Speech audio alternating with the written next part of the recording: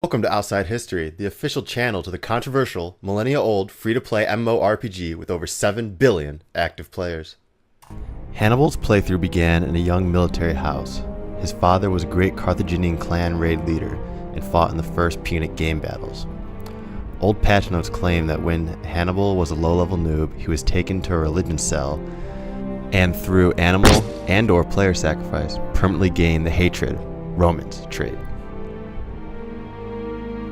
Hannibal specialized in the soldier profession alongside his father, but only level 18, his father died in combat against the Iberian clan. The new clan commander, user Hesbedadar69, promoted Hannibal to raid commander of equine players, which allowed him to accumulate a massive amount of skill points and EXP over only 8 levels.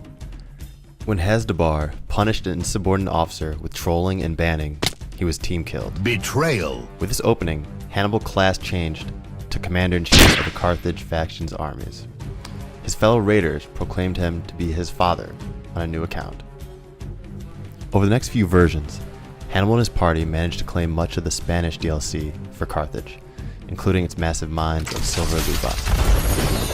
Afterwards, Hannibal set his sights on Rome and the Italian peninsula, banking that many ex-Gaul and other confederated factions were unhappy with the Roman player base. However, before he could fast travel to the Italian peninsula, he faced a few Iberian remnants and smashed them in a single morning with the help of his elephant players. Elephant manes were Hannibal's secret weapon and were unseen in the European server, but with massive constitution and strength stats, when employed correctly against noobs, they had grievous effects on the match. Hannibal's next play was to destroy the Roman ally of Sangatum and initiated a siege event, which at its conclusion resulted in complete looting and raping of the city. Roman server admins demanded that Carthaginian leaders send Hannibal to Rome to face Roman justice. Carthage's clan leaders refused. This meant clan war. Unfortunately, due to the Roman faction having control of the water biome, and with it the ability to server transfer via sea, Hannibal's only way to get to Italy was by the heel-toe express. Hannibal left Spain with tens of thousands of human players, thousands of equine players, and 34 elephant players, crossing marsh, rivers, and mountain biomes, all being trolled by local players. After making the server transfer, his party dropped to only 26,000 players, a few thousand cavalry, and a handful of elephants. With so many disconnects, Hannibal had to utilize his diplomacy and strategy skill trees to gain local allies and win quick victories. Controlling players from so many different servers, all with different languages, Hannibal's way of communicating had to be visual. Captured players were given a 2-quest tree, either being a bot account for life, or duel for account access.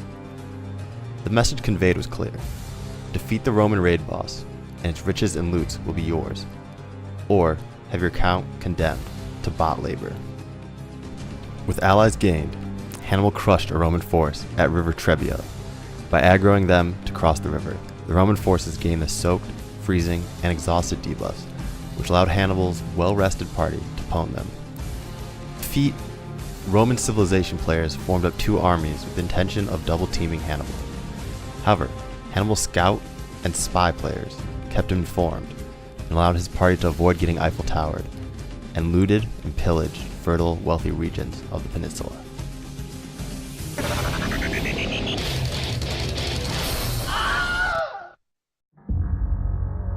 That was until reaching Lake Trasimene. Hannibal immediately recognized the landscape's potential for a massive DDoS attack.